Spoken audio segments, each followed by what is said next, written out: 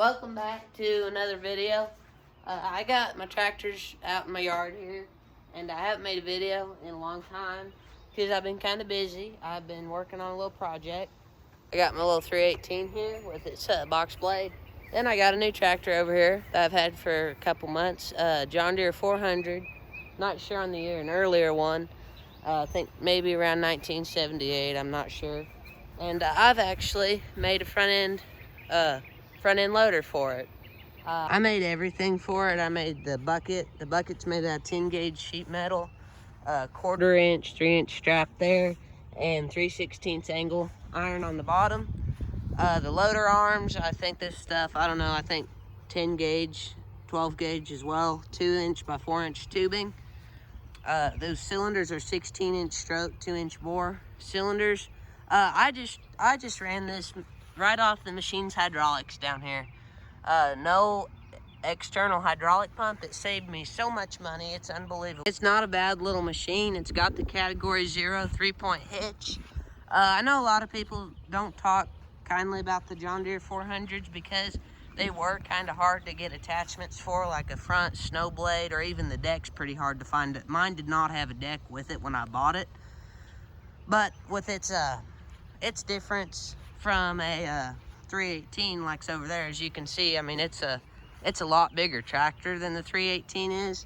Has a couple more ponies. It's actually got a Kohler motor in it instead of a Onan like the 318 does. When I started this little project here, the biggest thing people told me was to get an external hydraulic pump to run the loader because the machine couldn't do it. And, you know, I'll show you here in a minute, the machine's more than capable of doing it. It's got plenty of power. Anyone who gets an external hydraulic pump is foolish, in my opinion, because it costs so much extra money. If you have the money to spend, great, but if you don't, then this is the way to do it. I only have one cylinder to tip it. I mean, that's plenty strong to curl the bucket. And these are 2-inch bore, 16-inch stroke cylinders, so I can lift it up about 6 feet tall, I think. I'm not sure.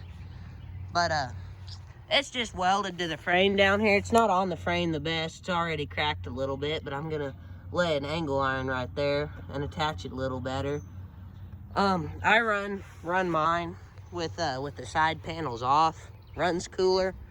I know these Kohlers had a little trouble getting oil to the right side sometimes on a big slope, but you know, if you what I think I'll do is I'll put a little piece of plastic over my oil filter right there, just to keep that air going through the engine better.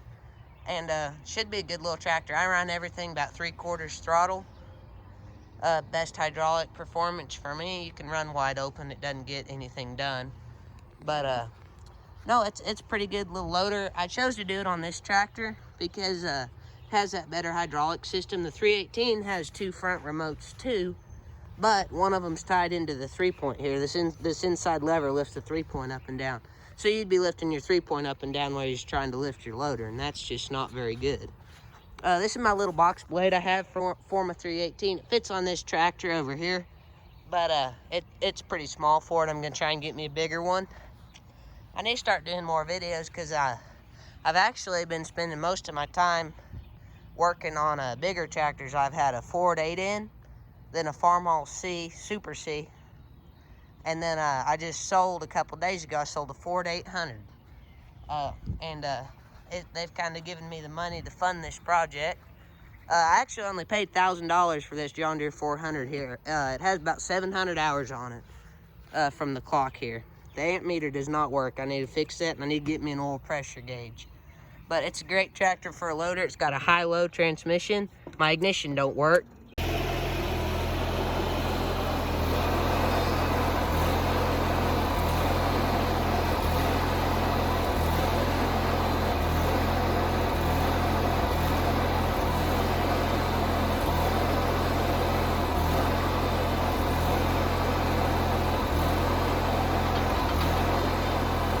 Just another quick walk around here. I mean, it's a good little tractor, you know.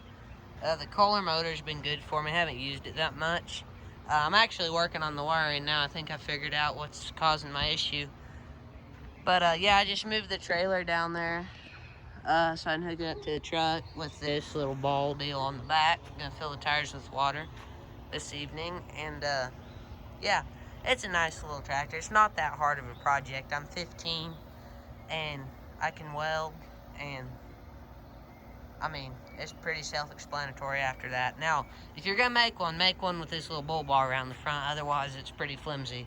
But with this mounted to the front there, I mean, it's a pretty stout little thing. So, bucket's good. I think it's a little wider than the front tires. I think it's right at 4 feet or 49 inches or something. But, yeah, appreciate you watching, and see you in the next one.